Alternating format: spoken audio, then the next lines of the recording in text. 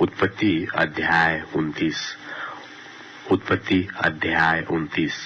फिर याकूब ने अपना मार्ग लिया और पूर्वियों के देश में आया, और उसने दृष्टि करके क्या देखा कि मैदान में एक उत्पत्ति अध्याय 19। उत्पत्ति अध्याय 19। सांझ को वे दो दूत सदोम के पास आए, और लूत सदोम के फाटक के पास बैठा था। सो उनको देखकर वह उनसे भेंट करने के लिए उठा और मुंह के बल झुककर दंडवत कर कहा, हे मेरे प्रभु, अपने दास के घर में पधारिए और रात भर विश्राम कीजिए और अपने पाँव धोइए, फिर भोर को उठकर अपने मार्ग पर जाइए। उन्होंने कहा, नहीं, हम चौकी में रात बिताएंगे। और उसने उनसे बहुत विनती करके उन्हें मनाया। सो वे उसके साथ चलकर उसके घर में आए, और उसने उनके लिए जेवनार तैयार की और बिना खमीर की रोटियां बनाकर उनको खिलाई। उनके सो जाने से पहले उस सदोम नगर के पुरुषों ने, जवानों से लेकर बूढ़ों तक, वरन चारों ओर के सब लोगों ने आकर उस घर को घेर लिया और लूत को पुकार कर कहने लगे कि जो पुरुष आज रात को तेरे पास आए हैं वे कहाँ हैं? उनको हमारे पास बाहर ले आ कि हम उनसे भोग करें। तब लूत उनके पास द्वार के बाहर गया और किवाड़ को अपने पीछे बंद करके कहा, हे मेरे भाइयों, ऐसी बुराई न करो। सुनो, मेरी दो बेटियां हैं जिन्होंने अब तक पुरुष का मुंह नहीं देखा। अच्छा हो तो मैं उन्हें तुम्हारे पास बाहर ले आओ, और तुमको जैसा अच्छा लगे वैसा व्यवहार उनसे करो, पर इन पुरुषों से कुछ न करो, क्योंकि ये मेरी छत के तले आए हैं। उन्होंने कहा, हट जा। फिर वे कहने लगे, तू एक परदेशी होकर यहाँ रहने के लिए आया, पर अब न्याय भी बन बैठा है। सो अब हम उनसे भी अधिक तेरे साथ बुराई करेंगे। और वे उस पुरुष लूत को बहुत दबाने लगे और किवाड़ तोड़ने के लिए निकट आए। तब उन पाहुनों ने हाथ बढ़ाकर लूत को अपने पास घर में खींच लिया और किवाड़ को बंद कर दिया। और उन्होंने क्या छोटे क्या बड़े सब पुरुषों को जो घर के द्वार पर थे अंधा कर दिया। सो वे द्वार को टटोलते टटोलते थक गए। फिर उन पाहुनों ने लूत से पूछा, यहाँ तेरे और कौन कौन है? दामाद, बेटे, बेटियां, वह नगर में तेरा जो कोई हो उन सबों को लेकर इस स्थान से निकल जा, क्योंकि हम यह स्थान नाश करने पर है, इसलिए कि इसकी चिल्लाहट यहोवा के सन्मुख बढ़ गई है, और यहोवा ने हमें इसका सत्यानाश करने के लिए भेजा है। तब लूत ने निकलकर अपने दामादों को, जिनके साथ उसकी बेटियों की सगाई हो गई थी, समझा के कहा, उठो, इस स्थान से निकल चलो, क्योंकि यहोवा इस नगर को नाश किया चाहता है। पर वह अपने दामादों की दृष्टि में ठट्ठा करने हारा सा जान पड़ा।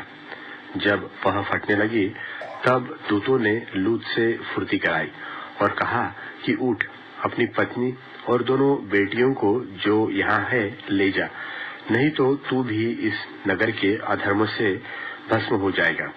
पर वह विलंब करता रहा। इससे उन पुरुषों ने उसका और उसकी पत्नी और दोनों बेटियों का हाथ पकड़ लिया, क्योंकि यहोवा की दया उस पर थी, और उसको निकालकर नगर के बाहर कर दिया।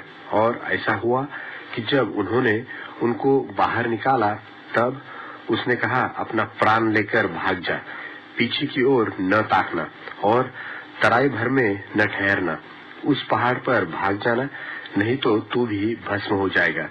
लूत ने उनसे कहा, हे प्रभु, ऐसा न कर, देख, तेरे दास पर तेरी अनुग्रह की दृष्टि हुई है, और तूने इसमें बड़ी कृपा दिखाई कि मेरे प्राण को बचाया है, पर मैं पहाड़ पर भाग नहीं सकता।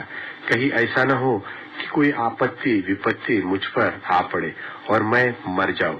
देख, वह नगर ऐसा निकट है कि मैं वहां भाग सकता हूँ, और वह छोटा भी है, मुझे वही भाग जाने दे। क्या वह छोटा नहीं है? और मेरा प्राण बच जाएगा। उसने उससे कहा, देख, मैंने इस विषय में भी तेरी विनती अंगीकार की है कि जिस नगर की चर्चा तूने की है उसको मैं नाश न करूंगा। फुर्ती से वहां भाग जा, क्योंकि जब तक तू वहां न पहुंचे तब तक मैं कुछ न कर सकूंगा। इसी कारण उस नगर का नाम सोअर पड़ा। लूत के सोअर के निकट पहुंचते ही सूर्य पृथ्वी पर उदय हुआ। तब यहोवा ने अपनी ओर से सदोम और अमोरा पर आकाश से गंधक और आग बरसाई और उन नगरों को और उस संपूर्ण तराई को और नगरों के सब निवासियों को भूमि की सारी उपज समेत नाश कर दिया। लूत की पत्नी ने, जो उसके पीछे थी, दृष्टि फेर के पीछे की ओर देखा और वह नमक का खंबा बन गई। भोर को इब्राहिम उठकर उस स्थान को गया जहां वह यहोवा के सन्मुख खड़ा था और सदोम और अमोरा और उस तराई के सारे देश की ओर आंख उठाकर क्या देखा कि उस देश में से धधकती हुई भट्टी का सा धुआं उठ रहा है।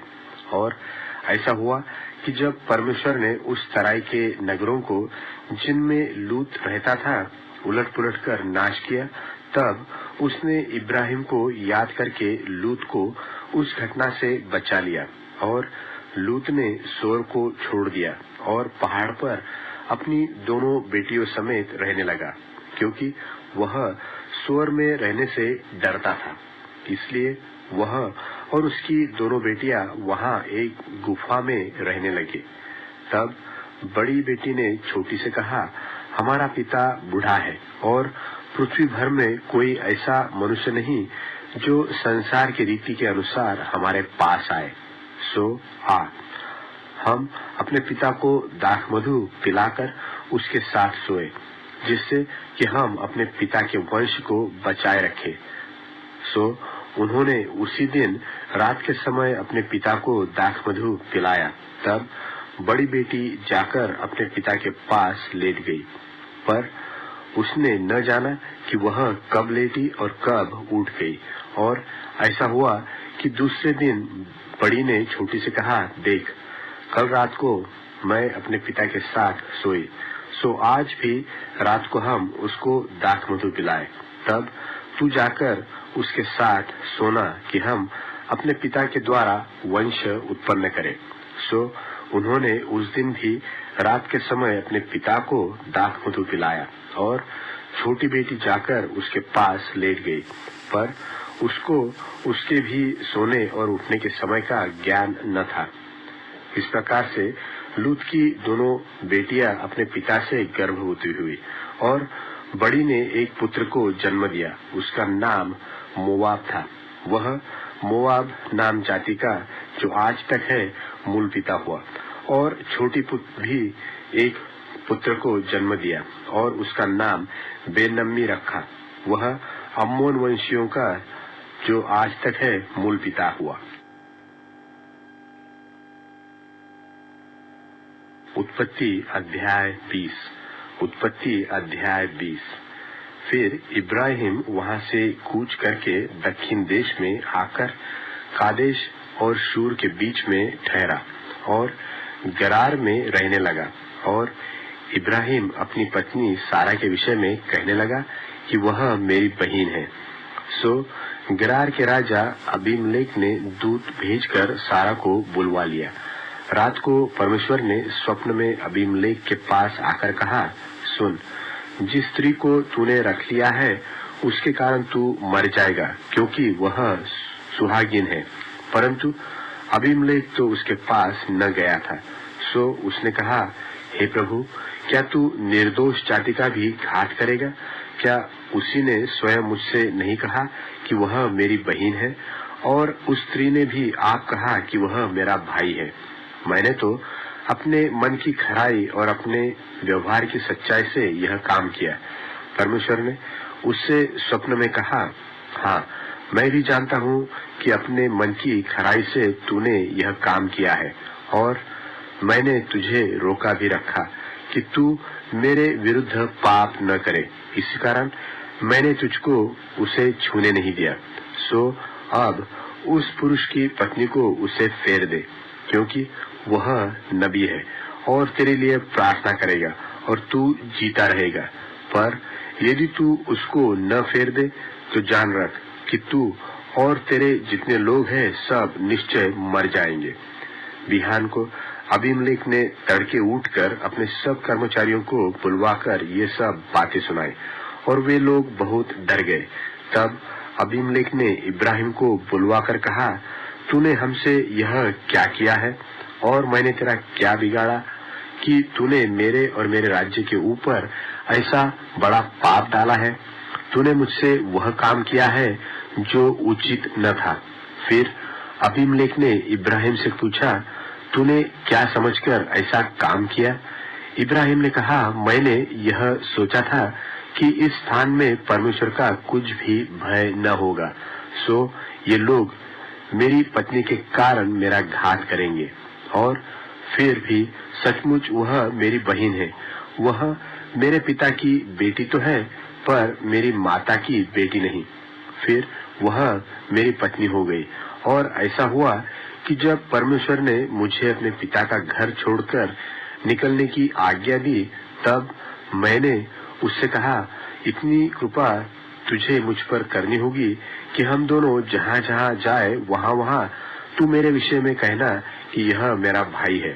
तब अबीमेलेक ने भेड़ बकरी, गाय बैल और दास दासियां लेकर इब्राहिम को दी और उसकी पत्नी सारा को भी उसे फेर दिया।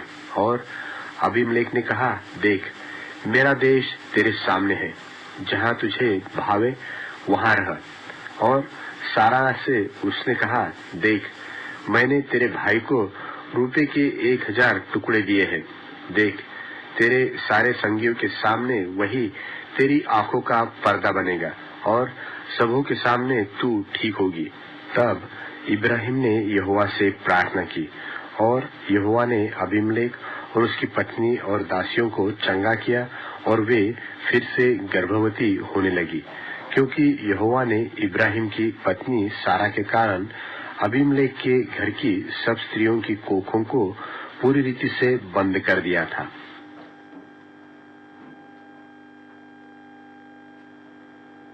उत्पत्ति अध्याय 21। उत्पत्ति अध्याय 21। सो यहोवा ने जैसा कहा था वैसा ही सारा की सुधि लेके उसके साथ अपने वचन के अनुसार किया। सो सारा को इब्राहिम से गर्भवती होकर उसके बुढ़ापे में उसी नियुक्त समय पर जो परमेश्वर ने उससे ठहराया था एक पुत्र उत्पन्न हुआ। और इब्राहिम ने अपने उस पुत्र का नाम जो सारा से उत्पन्न हुआ था इसहाक रखा। और जब उसका पुत्र इसहाक 8 दिन का हुआ तब उसने परमेश्वर की आज्ञा के अनुसार उसका खतना किया। और जब इब्राहिम का पुत्र इसहाक उत्पन्न हुआ तब वह 100 वर्ष का था। और सारा ने कहा, परमेश्वर ने मुझे प्रफुल्लित कर दिया है, इसलिए सब सुनने वाले भी मेरे साथ प्रफुल्लित होंगे। फिर उसने यह भी कहा कि क्या कोई कभी इब्राहिम से कह सकता था कि सारा लड़कों को दूध पिलाएगी? पर देखो, मुझसे उसके बुढ़ापे में एक पुत्र उत्पन्न हुआ और वह लड़का बड़ा और उसका दूध छुड़ाया गया। और इसहाक के दूध छुड़ाने के दिन इब्राहिम ने बड़ी जेवनार की। तब सारा को मिस्री हाजिरा का पुत्र जो इब्राहिम से उत्पन्न हुआ था हंसी करता हुआ देख पड़ा। सो इस कारण उसने इब्राहिम से कहा, इस दासी को पुत्र सहित बरबस निकाल दे, क्योंकि इस दासी का पुत्र मेरे पुत्र इसहाक के साथ भागी न होगा। यह बात इब्राहिम को अपने पुत्र के कारण बहुत बुरी लगी। तब परमेश्वर ने इब्राहिम से कहा, उस लड़के और अपनी दासी के कारण तुझे बुरा न लगे। जो बात सारा तुझसे कह रही है उसे मान, क्योंकि जो तेरा वंश कहलाएगा सो इसहाक ही से चलेगा। दासी के पुत्र से भी मैं एक जाति उत्पन्न करूंगा, इसलिए कि वह तेरा वंश है। सो इब्राहिम ने बिहान को तड़के उठकर रोटी और पानी से भरी चमड़े की थैली भी हाजिरा को दी और उसके कंधे पर रखी और उसके लड़के को भी उसे देकर उसको विदा किया। सो वह चली गई और बेरशेबा के जंगल में भ्रमण करने लगी। जब थैली का जल चुक गया तब उसने लड़के को एक झाड़ी के नीचे छोड़ दिया और आप उससे तीर भर के टप्पे पर दूर जाकर उसके सामने यह सोचकर बैठ गई कि मुझको लड़के की मृत्यु देखनी न पड़े। तब वह उसके सामने बैठी हुई चिल्ला चिल्ला के रोने लगी और परमेश्वर ने उस लड़के की सुनी और उसके दूत ने स्वर्ग से हाजिरा को पुकार के कहा, हे हाजिरा, तुझे क्या हुआ? मत डर, क्योंकि जहाँ तेरा लड़का है वहाँ से उसकी आवाज परमेश्वर को सुन पड़ी है। उठ, अपने लड़के को उठा और अपने हाथ से संभाल, क्योंकि मैं उसके द्वारा एक बड़ी जाति बनाऊंगा। परमेश्वर ने उसकी आंखें खोल दी और उसको एक कुआं दिखाई पड़ा। सो उसने जाकर थैली को जल से भरकर लड़के को पिलाया और परमेश्वर उस लड़के के साथ रहा। और जब वह बड़ा हुआ तब जंगल में रहते रहते धनुर्धारी बन गया। वह तो पारान नाम जंगल में रहा करता था और उसकी माता ने उसके लिए मिस्र देश से एक स्त्री मंगवाई। उन दिनों में ऐसा हुआ कि अबीमेलेक अपने सेनापति पिकोल को संग लेकर इब्राहिम से कहने लगा, जो कुछ तू करता है उसमें परमेश्वर तेरे संग रहता है। सो अब मुझसे यहाँ इस विषय में परमेश्वर की क्रिया खा कि तू न तो मुझसे छल करेगा और न कभी मेरे वंश से करेगा, परंतु जैसी करुणा मैंने तुझ पर की है वैसी ही तू मुझ पर और इस देश पर भी जिसमें तू रहता है करेगा। इब्राहिम ने कहा, मैं क्रिया खाऊंगा। और इब्राहिम ने अबीमेलेक को एक कुएं के विषय में जो अबीमेलेक के दासों ने बरियाई से ले लिया था उल्हना दिया। तब अबीमेलेक ने कहा, मैं नहीं जानता कि किसने यह काम किया और तूने भी मुझे नहीं बताया और न मैंने आज से पहले इसके विषय में कुछ सुना। तब इब्राहिम ने भेड़ बकरी और गाय बैल लेकर अबीमेलेक को दे दिए और उन दोनों ने आपस में वाचा बांधी और इब्राहिम ने भेड़ की 7 बच्ची अलग कर रखी। तब अबीमेलेक ने इब्राहिम से पूछा, इन 7 बच्चियों का जो तूने अलग कर रखी है क्या प्रयोजन है? उसने कहा, तू इन 7 बच्चियों को इस बात की साक्षी जानकर मेरे हाथ से ले कि मैंने यह कुआं खोदा है। उन दोनों ने जो उस स्थान में आपस में क्रिया खाई, इसी कारण उसका नाम बेरशेबा पड़ा। जब उन्होंने बेरशेबा में परस्पर वाचा बांधी तब अबीमेलेक और उसका सेनापति पीकोल उठकर पलिश्तियों के देश में लौट गए और इब्राहिम ने बेरशेबा में झाऊ का एक वृक्ष लगाया और वहां यहोवा जो सनातन परमेश्वर है उससे प्रार्थना की। और इब्राहिम पलिश्तियों के देश में बहुत दिनों तक परदेशी होकर रहा।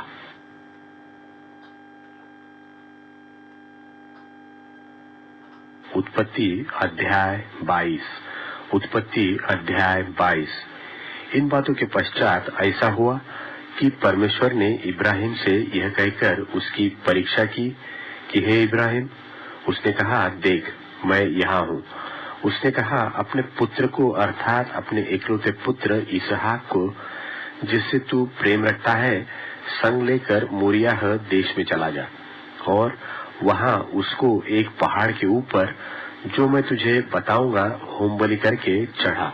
सो इब्राहिम बिहान को तड़के उठा और अपने गड्ढे पर काठी कसकर अपने 2 सेवक और अपने पुत्र इसहाक को संग लिया और होम बलि के लिए लकड़ी चीर ली। तब कूच करके उस स्थान की ओर चला जिसकी चर्चा परमेश्वर ने उससे की थी। तीसरे दिन इब्राहिम ने आंखें उठाकर उस स्थान को दूर से देखा और उसने अपने सेवकों से कहा, गड्ढे के पास यही ठहरे रहो और यह लड़का और मैं वहां तक जाकर और दंडवत करके फिर तुम्हारे पास लौट आऊंगा। सो इब्राहिम ने होम बलि की लकड़ी लेकर अपने पुत्र इसहाक पर ला दी और आग और छुरी को अपने हाथ में लिया और वे दोनों एक साथ चल पड़े। इसहाक ने अपने पिता इब्राहिम से कहा, हे मेरे पिता। उसने कहा, हे मेरे पुत्र, क्या बात है? उसने कहा, देख, आग और लकड़ी तो है, पर होमबलि के लिए भेड़ कहाँ है? इब्राहिम ने कहा, हे मेरे पुत्र, परमेश्वर होमबलि की भेड़ का उपाय आप ही करेगा। सो वे दोनों संग संग आगे चलते गए और वे उस स्थान को जिसे परमेश्वर ने उसको बताया था पहुंचे। तब इब्राहिम ने वहां वेदी बनाकर लकड़ी को चुन चुन कर रखा और अपने पुत्र इसहाक को बांध के वेदी पर की लकड़ी के ऊपर रख दिया। और इब्राहिम ने हाथ बढ़ाकर छुरी को ले लिया कि अपने पुत्र को बलि करे। तब यहोवा के दूत ने स्वर्ग से उसको पुकार के कहा, हे इब्राहिम, हे इब्राहिम। उसने कहा, देख, मैं यहाँ हूँ। उसने कहा, उस लड़के पर हाथ मत बढ़ा और न उससे कुछ कर, क्योंकि तूने जो मुझसे अपने पुत्र वरन अपने एकलौते पुत्र को भी नहीं रख छोड़ा, इससे मैं अब जान गया कि तू परमेश्वर का भय मानता है। तब इब्राहिम ने आंखें उठाई और क्या देखा कि उसके पीछे एक मेंढा अपने सींगों से एक झाड़ी में फंसा हुआ है। सो इब्राहिम ने जाके उस मेंढे को ले लिया और अपने पुत्र की संति होमबलि करके चढ़ाया। और इब्राहिम ने उस स्थान का नाम यहोवा यीरे रखा। इसके अनुसार आज तक भी कहा जाता है कि यहोवा के पहाड़ पर उपाय किया जाएगा। फिर यहोवा के दूत ने दूसरी बार स्वर्ग से इब्राहिम को पुकार के कहा, यहोवा की यह वाणी है कि मैं अपनी ही यह शपथ खाता हूँ कि तूने जो यह काम किया है कि अपने पुत्र वरन अपने एकलौते पुत्र को भी नहीं छोड़ रखा, इस कारण मैं निश्चय तुझे आशीष दूंगा और निश्चय तेरे वंश को आकाश के तारागण और समुद्र के तीर की बालू के किनकों के समान अनगिनत करूंगा और तेरा वंश अपने शत्रुओं के नगरों का अधिकारी होगा और पृथ्वी की सारी जातियां अपने को तेरे वंश के कारण धन्य मानेगी, क्योंकि तूने मेरी बात मानी है। तब इब्राहिम अपने सेवकों के पास लौट आया और वे सब बेरशेबा को संग संग गए और इब्राहिम बेरशेबा में रहता रहा। इन बातों के पश्चात ऐसा हुआ कि इब्राहिम को यह संदेश मिला कि मिल्का के तेरे भाई नाहोर से संतान उत्पन्न हुए हैं। मिल्का के पुत्र तो ये हुए, अर्थात उसका जेठा ऊस और ऊस का भाई बूज और कमूएल जो अराम का पिता हुआ। फिर केसेद, हजो, पिलदाश, इदलाप और बतूएल, इन आठों को मिल्का इब्राहिम के भाई नाहोर से जन्म दिया और बतूएल ने रिबका को जन्म दिया। फिर नाहोर के रूमा नाम एक रखीली भी थी, जिससे तेबह, गहम, तहश और माका उत्पन्न हुए।